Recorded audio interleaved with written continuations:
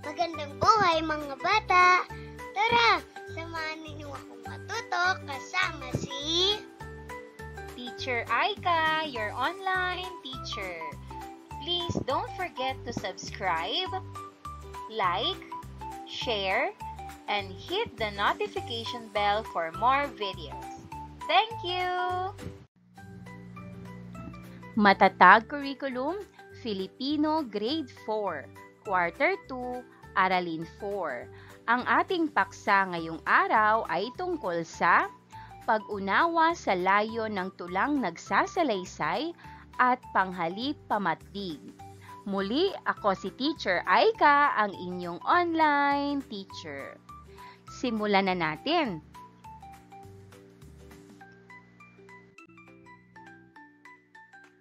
Mga kasanayan at layunin. Una, nasusuri ang layo ng teksto, magsasalaysay. Ikalawa, naiuugnay ang kaisipan ng akda sa sariling karanasan. Ikatlo, nagagamit ang mga bahagi ng pananalita sa pagpapahayag. Panghalip, pamatlig. Ikaapat, nagagamit ang angkop na wika sa pagpapahayag ng isinasaalang-alang ang edad, kasarian, paksa, at kultura tuwing may binyagan at kasalan. Magkaroon muna tayo ng maikling balik-aral. Maghanap ng kapareha at pag-usapan ang mga matitingkad na konsepto sa nagdaang aralin tungkol sa talambuhay. Tingnan ang mga gabay na tanong sa pisara bilang gabay sa pagbabalik-aral. Isulat sa isang pahinang papel ang sagot ng iyong kamag-aral at isusulat rin naman ng iyong kamag-aral ang mga sagot mo. Bigyan ng angkop na reaksyon sa pamamagitan ng mga emoticons ang sagot ng iyong kaklase. Matapos ito'y ibalik na sa kanya.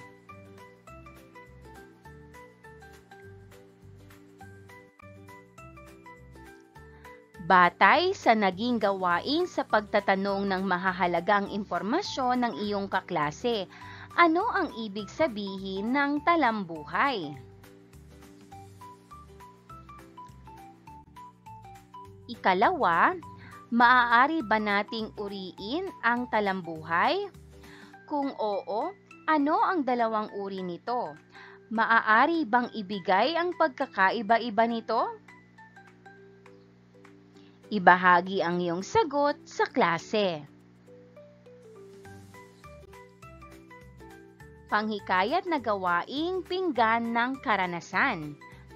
Magsulat ng mga salitang maaaring maiugnay sa mga larawan sa nasabing okasyon batay sa inyong personal na karanasan sa pagdalo o pagsasagawa nito sa inyong pamilya. Isulat ang sagot sa isang pinggang Pinoy na may 4 na hati.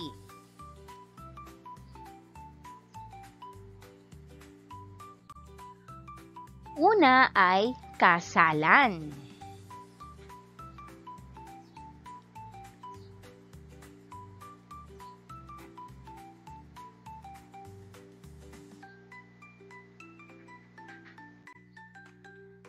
Ikalawa ay binyagan.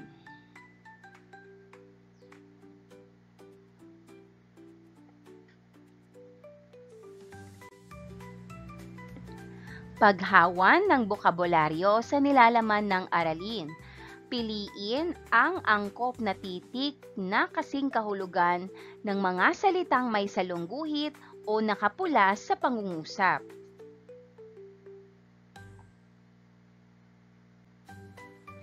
Una, gaganapin sa susunod na linggo ang baysanan ng magkasintahang Daniel at Dina sa lungsod ng Lipa sa Batangas. Ang may salungguhit na salita ay baysanan. A. Kasalan, B. Pangingibang bansa, o C. Pamamasyal. Ang tamang sagot ay A. Kasalan.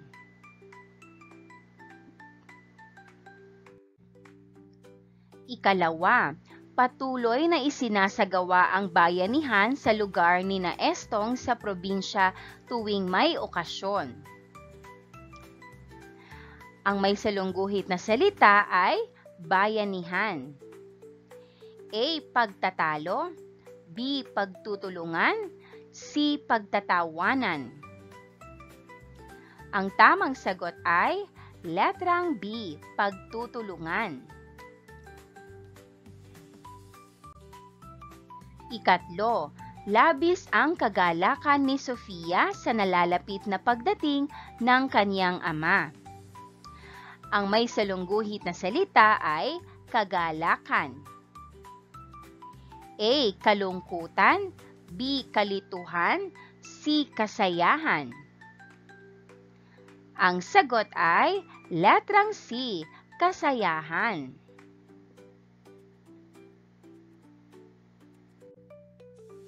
Dumako na tayo sa ating unang paksa. Ito ay tungkol sa akdang naratibo. Tulang nagsasalaysay. Pagproseso ng pag-unawa. Nakadalo ka na ba sa isang kasalan? May natatanging tradisyon ka bang napansin sa iyong dinaluhan? Ibahagi ang iyong sagot sa klase.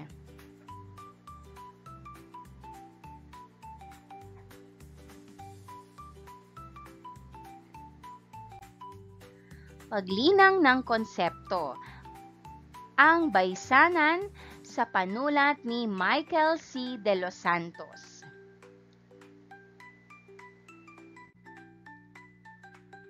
Baysanan ang tawag sa tradisyon ng kasalan. Buhay na buhay ang bayanihan sa Batangas. Mga tao'y abala sa paggagayak. Para sa ikakasal, kagalakan ay sapat.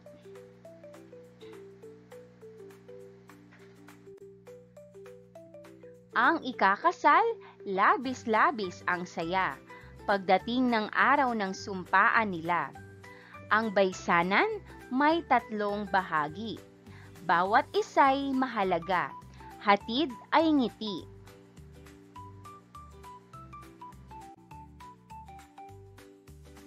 Unay bago ang kasalan, may bulungan, lipatan at panunulungan. Sa ikalaway aktual na kasalan, kasama ang salo-salo at sabugan.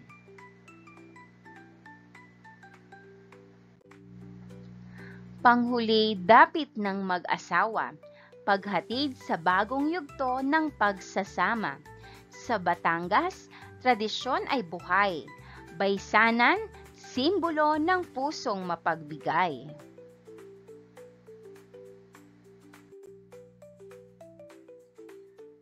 Basahin natin.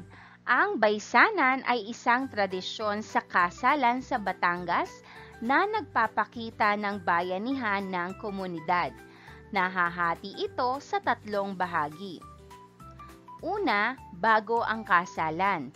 Dito nagaganap ang bulungan, lipatan o paghahanda ng mga gamit, at panunulungan o tulungan ng mga tao sa paghanda. Ikalawa, aktwal na kasalan. Kasama dito ang seremonya ng kasal, salo-salo o piging at sabugan o pagsasaya. Ikatlo, dapit ng mag-asawa. Ang huling bahagi kung saan inihahatid ang bagong kasal sa kanilang bagong tahanan.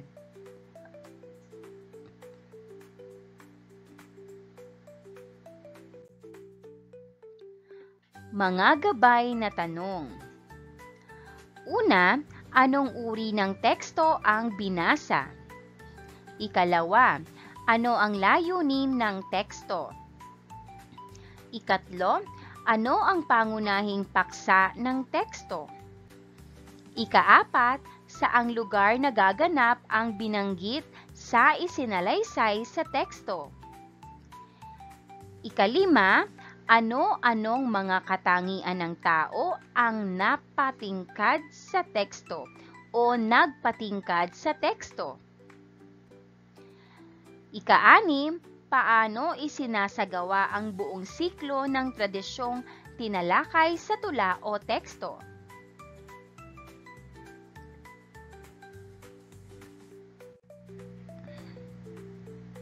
Sagutin natin. Una, anong uri ng teksto ang binasa? Ang sagot, ang tekstong binasa ay isang paglalarawan o deskriptibong sanaysay na nagpapakita ng kultura at tradisyon.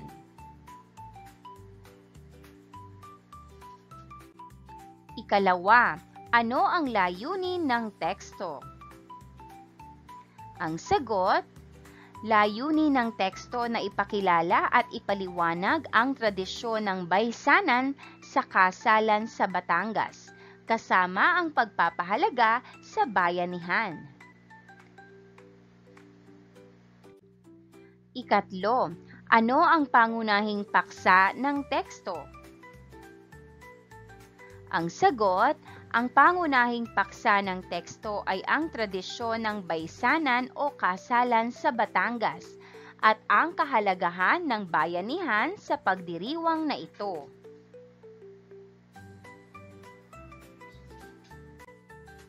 Ika-apat, saang lugar nagaganap ang binanggit sa isinasalaysay ng teksto? Ang sagot, ang isinalaysay sa teksto ay nagaganap sa Batangas.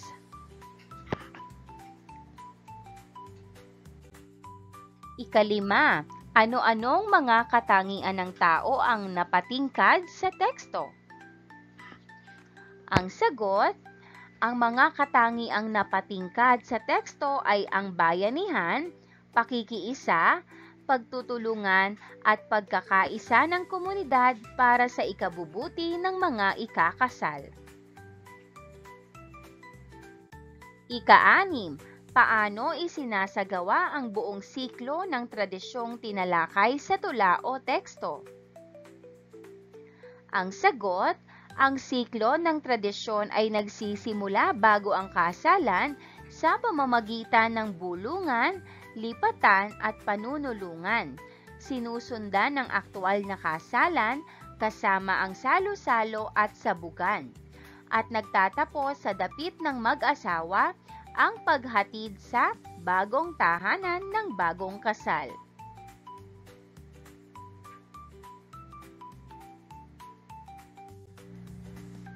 Sagutin natin.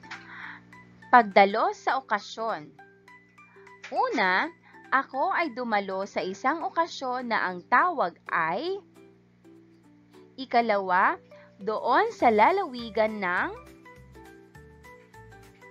Ikatlo, aking nakasama sina. At ikaapat, maraming tao ang dumalo sa. Isulat ito sa iyong kwaderno. Dumako na tayo sa ating ikalawang paksa tungkol sa ang wastong paggamit ng panghalip pamatlig. Si Primo at ang kaniyang kapatid. Sa panulat ni Michael C. De Los Santos. Ako si Primo at ito ang aming tahanan. Kasama ko rito ang aking mga magulang at nakababatang kapatid na si Theo. Abala ang aking mga magulang dahil araw ng binyag ngayon ni Theo. Doon sa simbahang malapit sa aming bahay, gagawin ang seremonya. Matapos iyon, didiretso kami doon sa napiling restaurant para sa salo-salo. Ganito ang kadalasang pangyayari ng pagbibinyag sa aming relihiyon. Kilala salita, Basahin at unawain ang teksto. Tingnan ang mga salitang nakasalungguhit at kilalanin ito batay sa gamit sa teksto. Narito ang mga tanong. Una, nakikilala ba ninyo ang mga salitang nakasalungguhit sa itaas? Ikalawa, ano ang pangunahing gamit nito sa teksto? Ikatlo, anong uri ng pananalita ito na bibilang? At ikaapat, naaalala ba ninyo kung anong uri ng panghalip ang mga ito?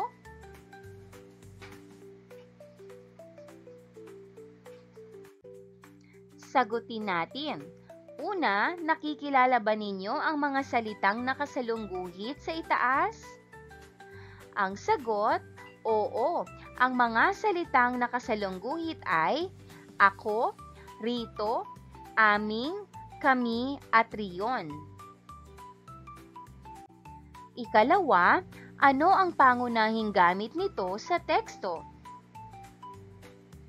Ang sagot, ang mga salitang ito ay ginagamit upang tukuyin ang mga tauhan at bagay sa kwento at upang ilahad ang ugnayan ng nagsasalita sa iba pang mga elemento ng naratibo.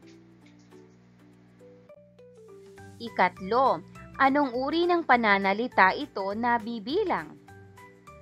Ang sagot, ang mga salitang ito ay nabibilang sa panghalip o pronoun sa Ingles.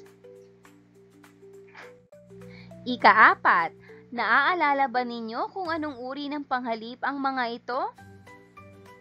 Ang sagot, ang mga salitang ako, kami, at aming ay mga panghalip panao o personal pronouns. Samantalang rito at iyon ay mga panghalip na pamadlig o demonstrative pronouns. Paglinang ng konsepto. Usapang lapit at layo. Magpapakita ng larawan ang guro na gagamitin sa pagtukoy ng lapit at layo ng isang itinuturong tao, bagay, hayop, lunan o kaya'y pangyayari. Narito ang mga gabay na tanong. Una, paano mo itinuturo ang isang bagay, tao, lugar at hayop kung ito'y malapit sa iyo? Ang sagot, gagamitin mo ang panghalip na pamatlig na ito o dito. Halimbawa, ito ang aking libro. Dito ang laruan ko. Ikalawa, paano mo itinuturo ang isang bagay, tao, lugar, at hayop kung malapit sa kausap mo? Ang sagot, gagamitin mo ang panghalip na pamatlig na iyan o diyan. Halimbawa, iyan ang gamit mo. Diyan ka uupo. Ikatlo, paano mo itinuturo ang isang bagay, tao, lugar at hayop kung kapwa malayo naman sa inyo ng kausap mo? Gagamitin mo ang panghalip na pamatlig na iyon at doon. Halimbawa, iyon ang bahay nila. Doon tayo magkikita. Pag-unawa sa sitwasyon bilang isa. Magkasama sina Lito at Rick sa kantina ng paaralan, bago lamang ang bag ni Lito. Gamit ang panghalip pamatlig, maaaring ituro ni Lito ang bag kung ito'y malapit sa kanya.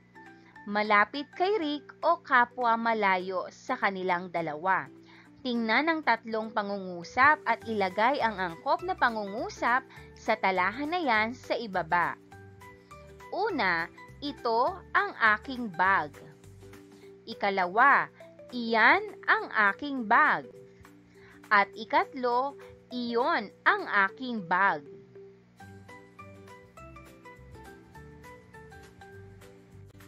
Sagutin natin. Malapit kay Lito, ito ang aking bag. Malapit kay Rick, iyan ang aking bag. Malayo kapwa kina Lito at Rick, iyon ang aking bag.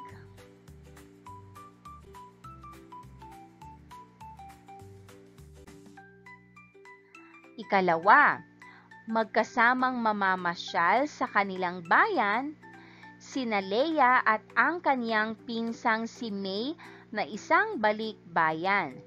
Nakasakay sila sa bisikleta at napadaan sila sa tapat ng paaralan ni Leia.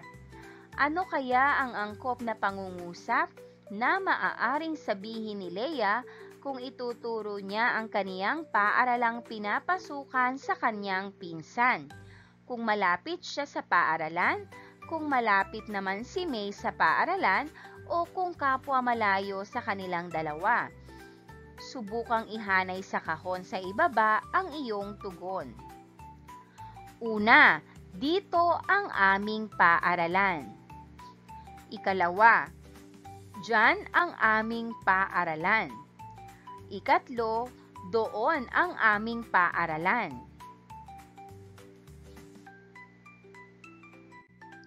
Ihanay natin. Malapit sa nagsasalita, dito ang aming paaralan. Malapit sa kausap, diyan ang aming paaralan.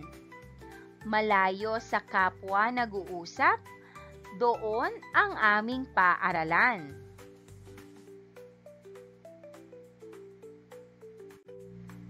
Pinatnubayang pagsasanay.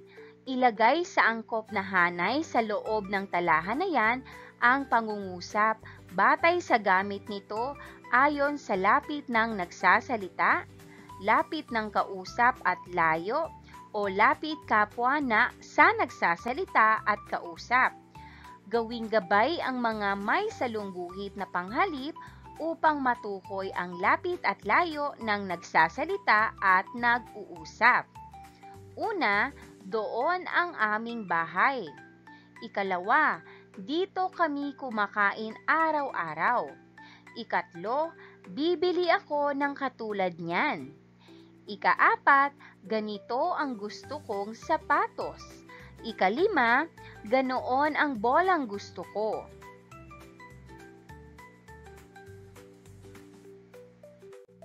Sagutin natin, malapit sa nagsasalita. Dito kami kumakain araw-araw. Ganito ang gusto kong sapatos. Malapit sa kausap, bibili ako ng katulad niyan. Ganoon ang bolang gusto ko. Malayo kapwa sa nag-uusap. Doon ang aming bahay.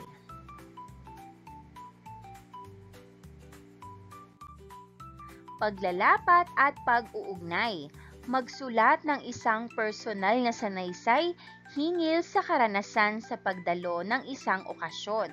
Tiyakin lamang na ang layo ng isusulat na gawain ay pagsasalaysay ng pangyayari sa iyong buhay.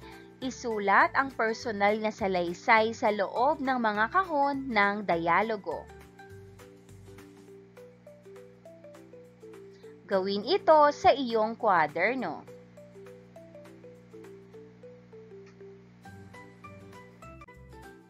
Pabaong pagkatuto. Dugtungan. Punan ng angkop na pahayag ang mga salungguhit sa pahayag upang mabuo ang kaisipang hinihingi ng pangungusap. Una, ang baysanan ay isang katutubong tradisyon doon sa. Ikalawa, ang baysanan ay may katumbas na kahulugan na. Ikatlo, ang panghalip-pamatlig ay maaaring makilala batay sa patlang at patlang.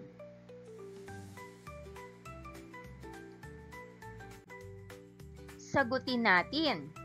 Una, ang baysanan ay isang katutubong tradisyon doon sa Batangas. Ikalawa, Ang baysanan ay may katumbas na kahulugan na kasalan.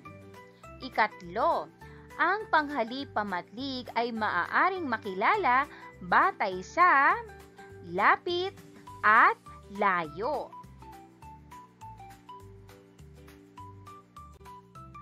Pagsusulit. Tukuyin mula sa pangungusap na pinalooban ng mga panghalipamatlig ang layo o lapit ng nagsasalita at kausap nito. Isulat ang tamang titik sa sagutang papel. Una, doon ako pupunta sa pamilihang bayan mamayang hapon. A. Malapit sa nagsasalita. B. Malapit sa kausap. C. Kapwa malayo sa nagsasalita at kausap. Ang sagot ay letrang C. Kapwa malayo sa nagsasalita at kausap. Ikalawa, iyan ang aking sombrerong gagamitin papuntang bukid. A. Malapit sa nagsasalita. B. Malapit sa kausap. C. Kapwa malayo sa nagsasalita at kausap. Ang sagot ay letrang B. Malapit sa kausap. Ikatlo, ito ang bagong biling bisikleta ni Tony. A. Malapit sa nagsasalita. B. Malapit sa kausap. C. Kapwa malayo sa nagsasalita at kausap. Ang sagot ay letrang A. Malapit sa nagsasalita.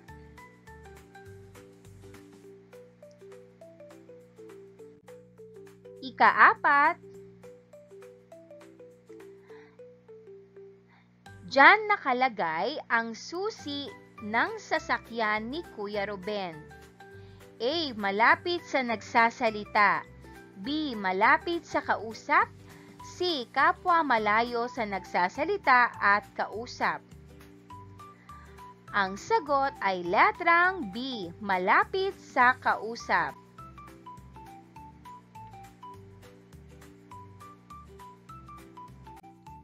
Ikalima, dito tayo bibili ng tinapay na babaunin sa pagpunta sa ilog.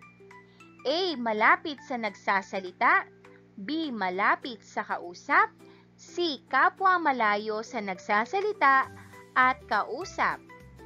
Ang sagot ay letrang A. Malapit sa nagsasalita.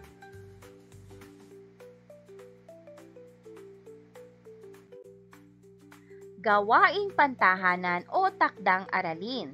Ang aking My Day. Magdala ng larawan na inilagay sa My Day ng Facebook o kaya'y isang paboritong larawan na tinitingnan palagi.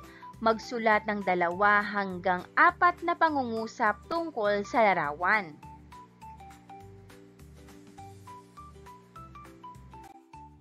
And that wraps up today's lesson. If you enjoyed this video and want to see more content like this, don't forget to hit the subscribe button and ring the bell so you never miss an update. Thanks for tuning in.